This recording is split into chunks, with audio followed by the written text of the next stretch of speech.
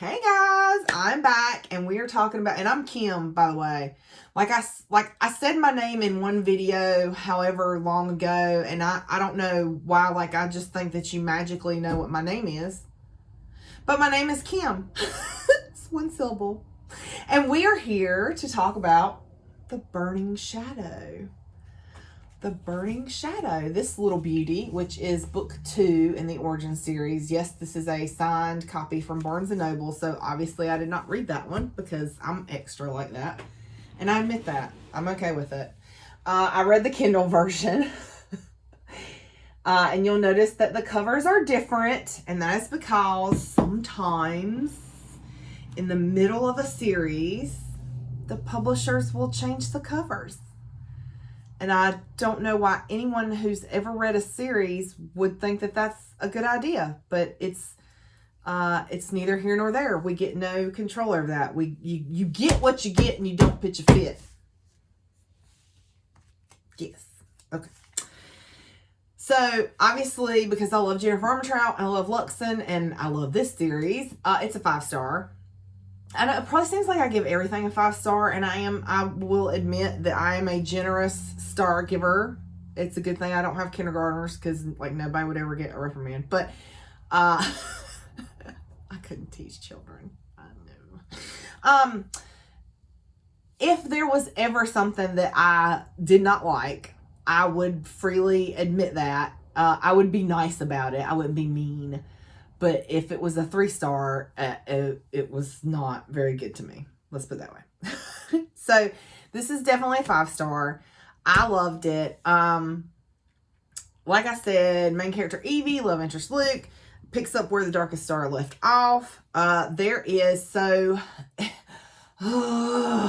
Y'all have heard me say this before if you watch my videos about Lux. Like, as the story progresses, it gets bigger and bigger and bigger. And, like, the layers of the onion open up. And I love it. That's my favorite thing ever.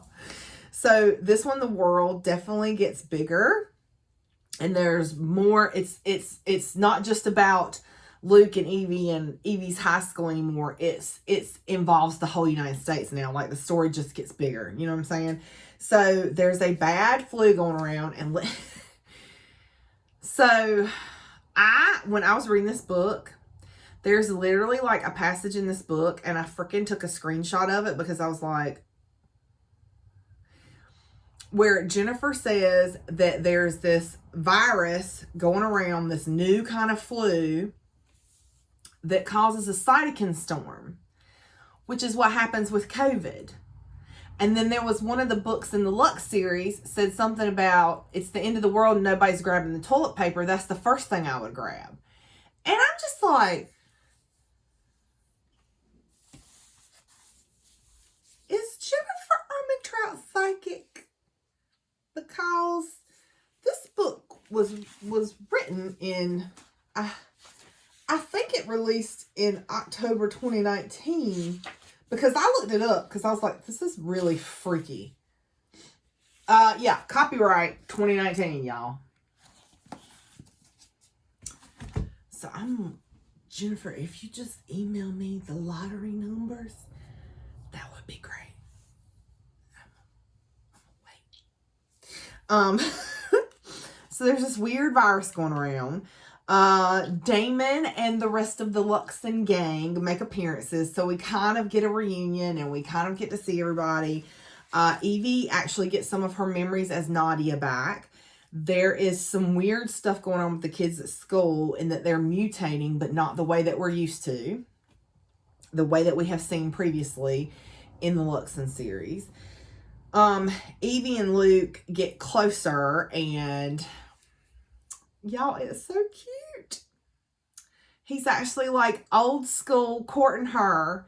If y'all know what courting is, it's like what people used to do back in like 100 years ago when they would come by the house and call on you and take you out for a walk, and you might have a chaperone because, you know, so you couldn't get up to no shenanigans.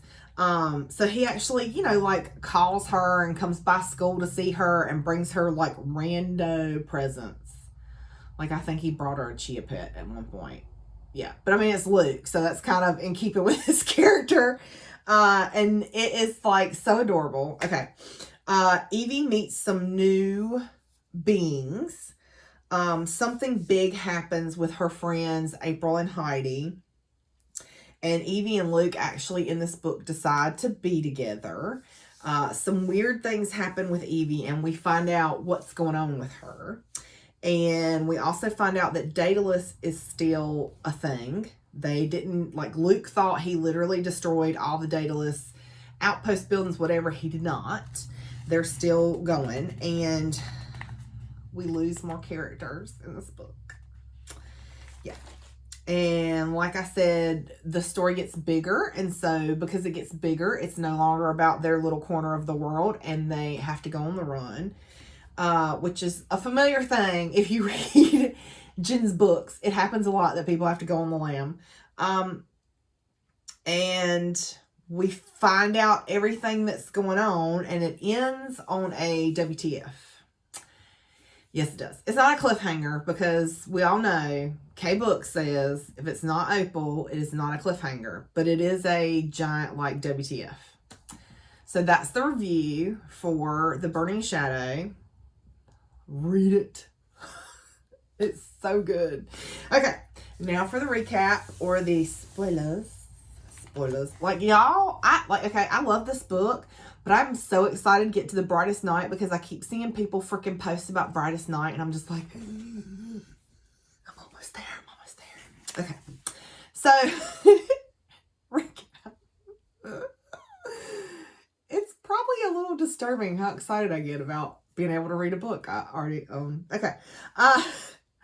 Picks up where they left off. And, you know, in the last book, like, it was this, like, really beautiful moment that, like, Evie and Luke are in her bedroom and her mom comes upstairs and she's like, I'm making grilled cheese and tomato soup, and Luke used the front door. And so they go downstairs for the grilled cheese and tomato soup lunch, which swiftly devolves into Sylvia, Evie's mom, for all intents and purposes, and Luke having a almost knocked down drag out. Evie gets so upset that she almost passes out, and so those two, like, call a truce and agree that they're going to try to get along for Evie, okay?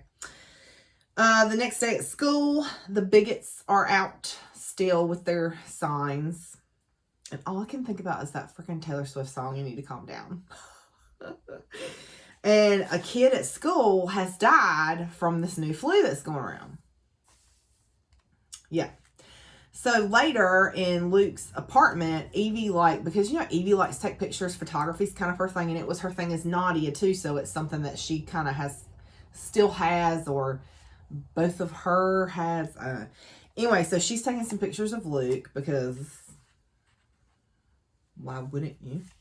And something happens. Luke has to go handle business, and Damon comes in, decides to stay with Evie. And there's this, like, beautiful, like, Damon has this really nice, like, heart-to-heart with Evie and talks to her about her memories and about Luke. And I don't want to... I literally wrote, like, a synopsis of the whole conversation, but I don't want to do that because it is so beautiful and it takes away from what's in the book. But at one point, she's like, you know, he has all these memories with Nadia, and Nadia is basically dead. And, you know, it's not the same or whatever. And Damon is pretty much like, even if Kat lost all her memories tomorrow, it wouldn't change how much I love her. And it doesn't change how much Luke loves you. Okay.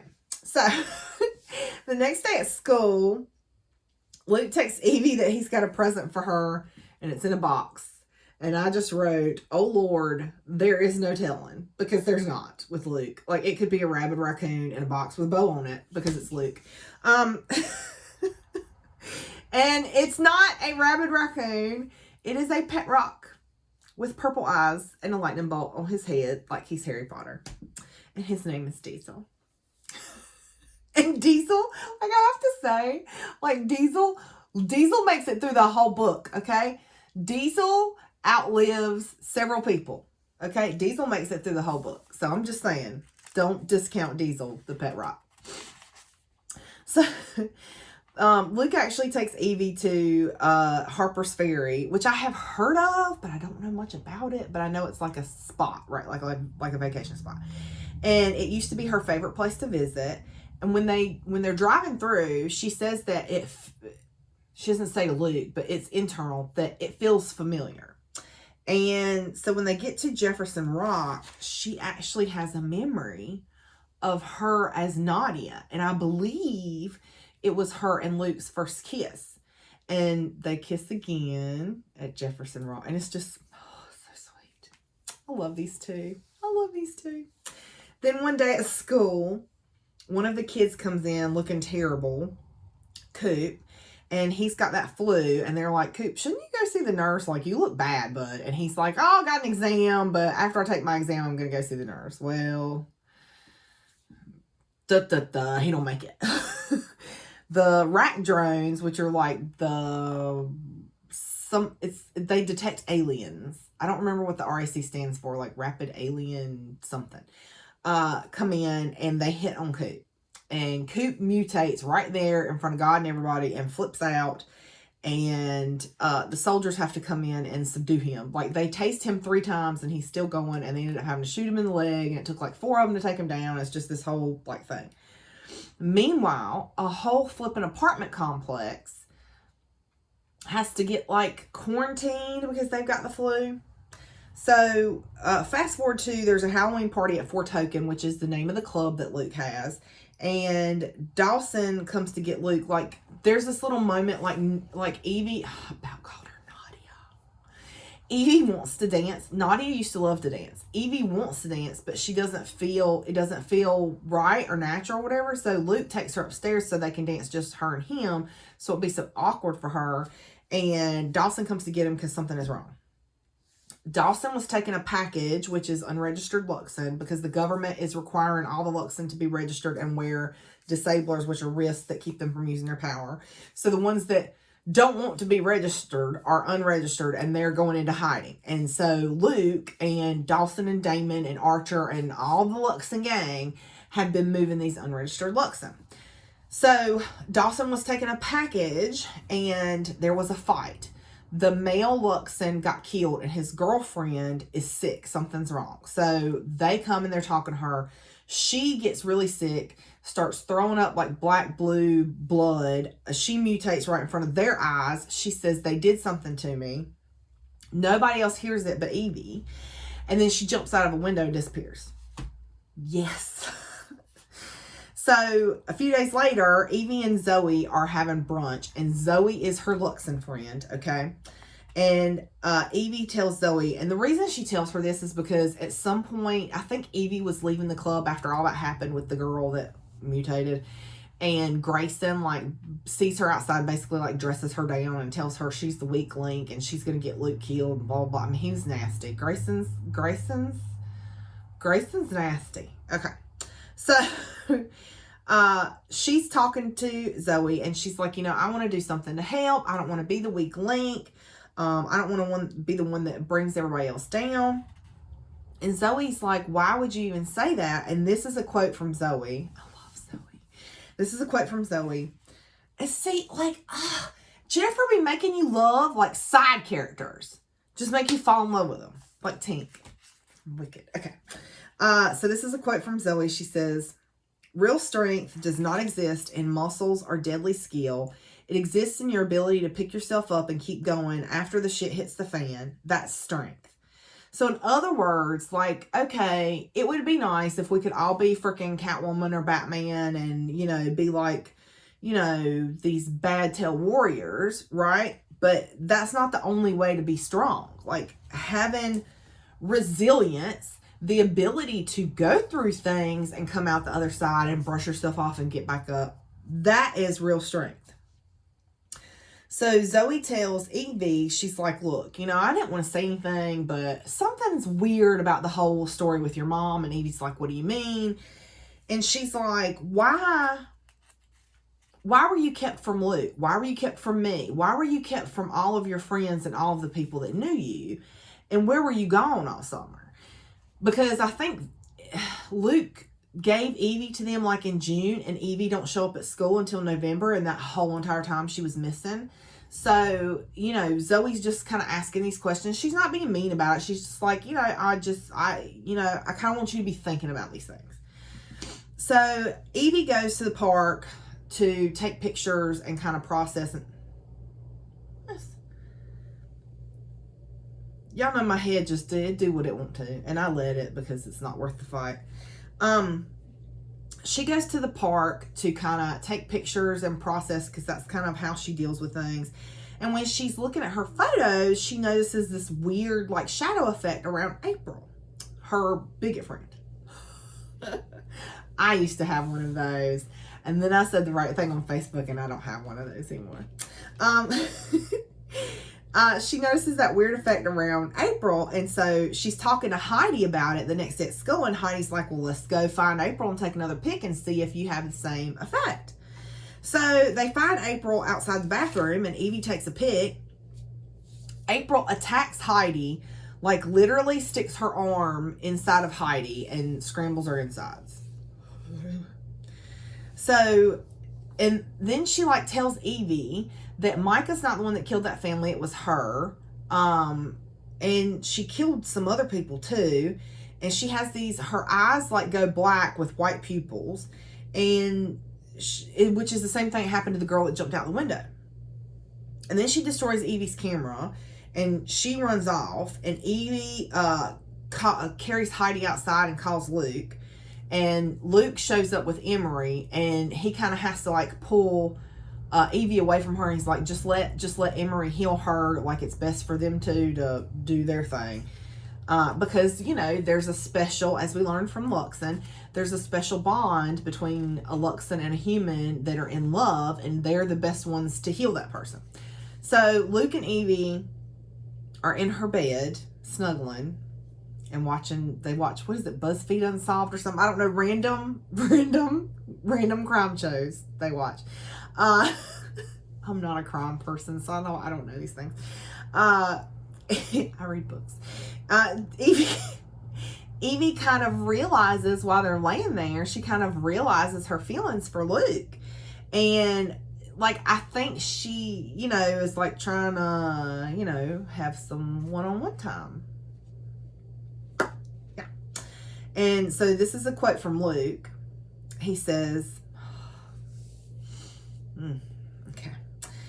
He says, if I kiss you, if I touch you again, I will not be able to go back to the way things are now. I won't be able to pretend that you aren't my everything. Oh my God.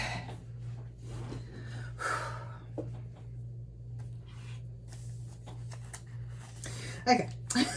Okay. Evie tells him that she wants that she wants him. And they're making out. And then the next day he's gone, and Evie goes downstairs to ask her mom about the summer that she was missing. And her mom is like, oh, you were out of it. There were some days that you weren't Evie or Nadia, and you were just like this blank shell, and I would keep you home those days. Okay, but nobody saw her. And I wrote shady. Exclamation points. Shady. At school, or after school rather, Luke takes Evie to the club to check on Heidi, and on the way, they DTR to find the relationship. And Luke says, I don't care what you call me as long as you call me yours. Yo. So they check on Heidi. Heidi's okay. So then they go to April's to see what they can find at April's house. April, the bigot friend. And somebody comes in the house while they're there. So they hide in the closet. But because nobody's there, the house is dusty, and Evie sneezes, which would be me because I have terrible allergies. So Evie sneezes, so they're busted. And Luke like shoots the woman, the agent, whatever, with a bolt of the source, but she shoots her gun at the same time. Luke goes down. He's been shot 3 times in the chest. Evie shoots the woman like it ain't nothing. And Luke tells her to call Grayson, so she does. Grayson comes help her carry Luke out of the house, and she goes and gets the woman went in April's dresser and got out a white package that ended up being some syringes, and so Evie grabs those. And they're on their way to the SUV with Luke when Kent is driving and Zoe shows up. So they're leaving, they're fleeing the scene, whatever, and a car starts chasing them. Well, Kent, that's the Mohawk dude. he's human, starts doing like some freaking stunt driver stuff, right? And then Grayson gets out and hits the car that's following them with the source. More stuntman driving. Evie gets bumped. Like, I mean, Luke kept saying seatbelt, wanting her to put her seatbelt on, but they're like, you know, doing the stuntman driving. I guess this means stuntman driving. Doing the stuntman driving, and so she can't get her seatbelt on in time, and they like hit a bump or spin or something, and she hits her head on the thing, and she goes out. So she wakes up to Grayson the curmudgeon, because that's what I'm calling him. Grayson the curmudgeon, being a curmudgeon. And he's complaining about Evie to Luke and how he had to heal her and Luke. And then the next day at school, in the bathroom, like Evie goes to the bathroom. When she comes out of the stall, freaking April's there. Yes. And April tries to like grab her. And then she takes out this like key fob thing and hits the key fob. And when she does, Evie, like, all of a sudden has this excruciating pain, gets some of her memories back as Nadia, and goes, like, Terminator and freaking kills April by stabbing her in the head with the obsidian that she was wearing around her neck. She calls Luke. Luke, Grayson, and Emery show up, and Luke takes her back to the club, and Grayson and Emery get April's body. And they're back at the club, and Evie tells everybody everything. And then when she goes home, she wakes up to her mom packing her stuff in the middle of the night. Like, I think it's like 2 or 3 o'clock in the morning. And her mom's like, you have to get up. Like, you know, yeah. And she's like, what are you talking about? And she's like, I know what you are. And so does Daedalus. He's on his way. You have to get up. You have to get going. And,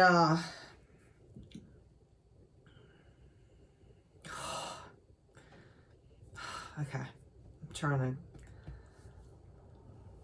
So when Evie checks her bag and finds, it's because I know it's coming, so that's why I'm like, so when Evie checks her bag and finds a fake passport, I guess I tickled this. She says, "Who the hell is Stephanie Brown?" And I just got so tickled because Stephanie Brown is Jen's, one of Jen's best friends, her assistant. She manages a Polycon. Like, she is just, I call her the gatekeeper because she's not just Jen's best friend. She's friends with Hannah, who wrote Sanctum and Broken. And she's just like the bodyguard, the gatekeeper, the you know, for all these like incredible authors. So it's just like, I got so tickled when I saw, she says, "Who the hell is Stephanie Brown?" I'm like, I know who Stephanie is. And Stephanie's funny. Like, she posts funny stuff. Okay. Then her, oh God, this is the part. Oh God. So while they're talking, all of a sudden, her mom is shot. Yeah. Like, they're literally just standing there talking, and then there's a red spot on her shirt, and she goes down. And Evie's, like, trying to, like, hold pressure. And she tells Evie, "I tried to love you like one of my own, and I'm so sorry." And then she's dead. I mean, that's it. Yeah. So Evie grabs the bag, and because she hears people in the house, and she's going to try and escape. But when she gets out of the bedroom and gets to the landing, she sees like all these freaking soldiers in the downstairs, and she knows there's no escape, and she just kind of, you know, slides down the wall, just like kind of, you know, in shock and defeat and all that. And then all of a sudden, freaking Luke comes out of another bedroom with a t-shirt that says, "Hi, my name is," and he wrote Terminator on there. Y'all, like, freaking Luke. And he holds his hand out to her and says, "Come with me if you want to live." But Evie is like she's just in shock, so she can't even respond. So he has to like grab her and pull her up, and Zoe and Grayson show up downstairs, and they're like, "Evie, run." So she runs. Luke jumps them out a window, and they head for the SUV that Kent is driving. Come to find out, the freaking ART, the Alien Response Task Force or whatever, showed up at the club. Anybody who wouldn't go willingly, they were just killing. Chas is dead. Clyde is dead. Luke burned the club down to the ground because he flipped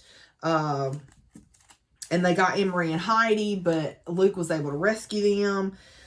So they make it to the safe house, and Grayson shows up, and Zoe apparently is still on the way. And then while they're talking, the freaking house explodes that they're in.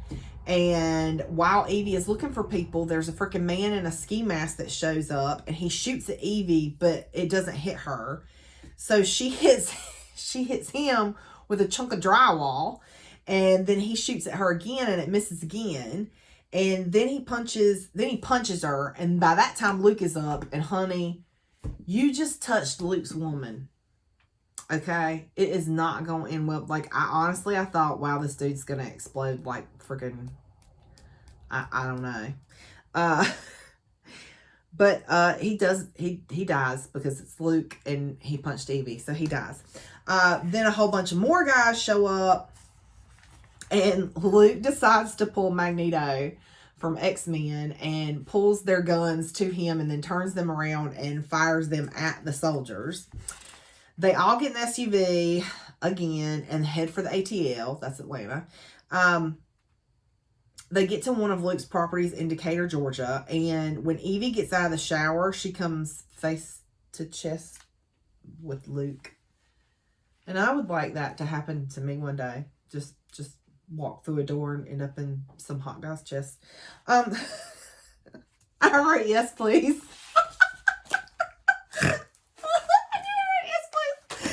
Anyway, so they have this little moment, and it starts getting heated, and Luke like runs away to another bedroom.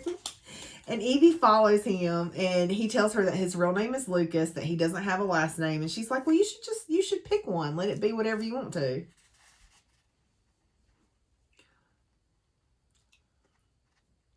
Guess what last name Luke picks? King. Imagine that.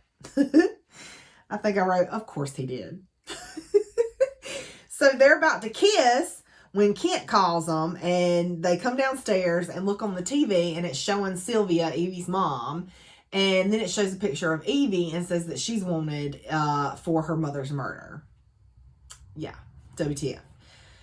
So that night, Evie can't sleep. Understandably so. And so she wanders downstairs. When she gets downstairs, there's Grayson, and they kind of have a moment. And then the basement door is cracked. And so she opens the basement door and finds an Aram. Yeah. And the Aram asks her what she is, and she's like, a human? And he's like, no. And he says, something's not right, not natural. And then about that time, Luke's, and the Aram runs away from Evie. Yes. And then about that time, Luke says, what the hell are you doing? I told you not to go in the basement.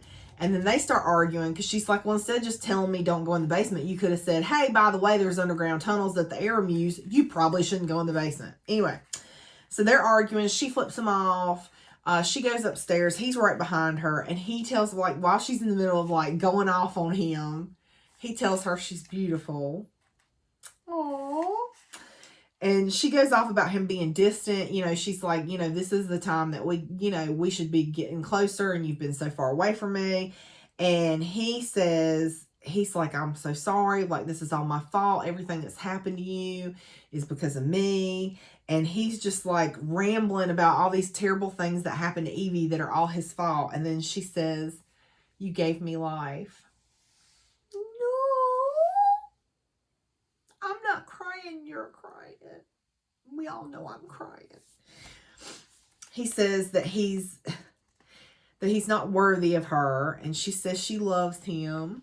Oh, you guys. And then they start making out. And she touches him, and he touches her with his mouth.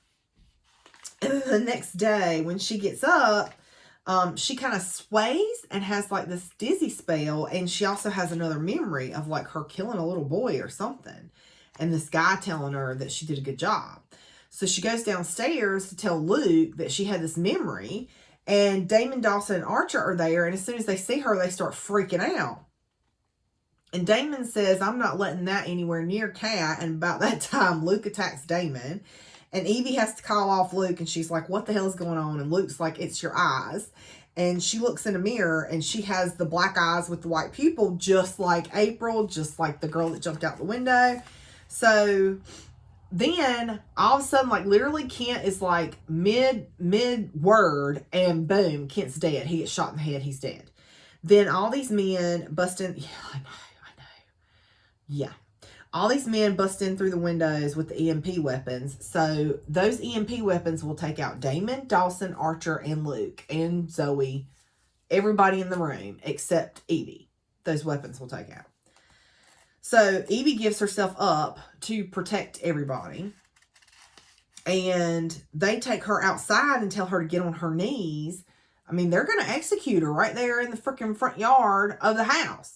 And one of the guys says something about make sure she doesn't see it or it won't work or something like that. And then she turns around and they're like, oh crap. And she literally, y'all, freaking little sweet Evie turns into the freaking Mad Queen. Okay. If she'd had dragons, it'd been all she wrote. The whole neighborhood would be gone, would be nothing but ashes. It would look like Pompeii. Evie flips and starts killing everybody. And she's not herself, right? Like she's, whatever is inside of her has taken over and she is like operating with her lizard brain, okay? She attacks Damon. She's trying to kill Damon, but Luke like steps in. Then she's trying to kill Luke and he calls her Nadia and it like kind of triggers her to come back into herself and she collapses on the ground. One of the guys, one of the soldiers, whatever, is still alive. So they bring him inside to question him. Come to find out he's part of the Sons of Liberty. Yes, those Sons of Liberty, the ones who plotted the American Revolution, apparently they were never disbanded. They've been around this whole entire time. And whenever something weird is happening in the U.S., they respond. And so their job is to hunt down these Trojans. That's what they call the people like Evie. And they said that Daedalus created a new serum that combined Luxin and Aram DNA. So they have all of the strengths of the Luxin and the Aram with none of the weaknesses. And only a shot to the head will take them down. Yeah. So Daedalus, not only did they make this new serum, okay, but they have weaponized it and released it as part of this new flu. So all these people that have been getting this flu have actually been getting this weaponized mutation, whatever, serum thing from Daedalus. I know. So the only protection is to get a flu shot. See, people, get your flu shot so you don't turn into a freaking mutated alien zombie. Get your flu shot. I got mine. Humans who don't have the flu shot will either mutate or die because their body can't handle the mutation. So he tells them that if they're smart, they'll take out Evie before she mutates further. So we don't know what further means, what happens. They kill him, they cremate Keith, and they head for Houston, Texas, which is one of the zones where the EMP bombs were dropped back in the Darkest Star. And so America, the United States, believes that these cities have been abandoned, but they're not, because there's people that are still there, have been there this whole time, and that's where they're moving all the unregistered Luxin is into these zones, right? So they get to Houston, Texas, and when they get there, everybody's there. Kat's there, Dee is there, Bethany is there, Dawson's there, and it's like this whole reunion, and it's so cute. And when Kat sees Luke, she says, "Holy alien babies, is that Luke?" And so everybody says hey to everybody, and then Dee takes Evie and Luke to the house they'll be staying in, and Evie is worried about what she is. And, I mean, that's understandable, right? Like, you find out that you're, like, this nearly indestructible Terminator person, you would be a little concerned for the safety of those around you. So, Luke tells her that, you know, that it's okay. They're going to figure it out. He's not going to let her hurt anybody. And she's like, what do we do now? And Luke says, we dance. And he pulls her hand and pulls her up, and they start dancing. And he says, you asked what we do next. We find the people responsible for this, and then we burn their entire world down. Nothing will stop us. And, I was oddly turned on by that. And I don't rightly know what that means about me and how crazy I am that I found that rather disturbing statement to be quite the turn on. Okay.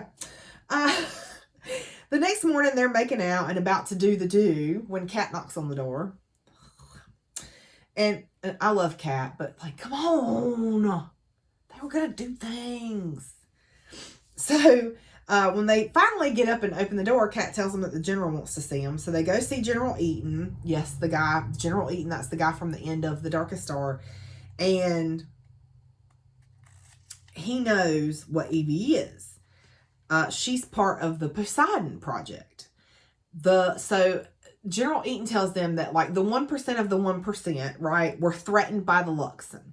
And so they wanted something that would make humans the superior species.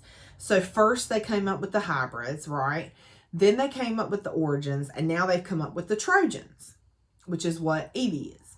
And Eaton tells Luke and Evie that they're a disaster in the making, and they're just like, huh, what are you talking about? And he says, look at Damon and Dawson and how their relationships were manipulated by Daedalus, and do you really think that they didn't do the same thing to you and Evie? And he tells Luke and Evie that Sylvia handed Nadia over to Daedalus to wipe her memories and train her. Like Sylvia just handed her over for them to do what they did to her. And he tells Evie that she was coded to answer to one person. That Luke is the darkest star. I love it when they mention the name of the book in the book. I don't know if you ever watch Family Guy, but there's like a thing where Peter gets excited every time like the name of the show is mentioned in the show or the name of the movie is mentioned, and I'm that way with books. Okay. So he says that Luke is the darkest star, Evie is the burning shadow, and together they will bring about the brightest night. Yeah. And that she's coded to answer to one person. They're like, well, who is it? Like, you know, the suspense, all right? And he's like, Jason Dasher. Da, da, da. So then there's like, and that's the end of the book. That's where it cuts out. That's why I said there's like a giant WTF at the end. But there is a bonus scene. And it's when Evie first goes to Fort Token, but it's from Luke's point of view. So we get a Luke point of view bonus scene. And that is it for the Burning Shadow. So I will see you guys next time for the brightest night. All right, see you next time. Bye.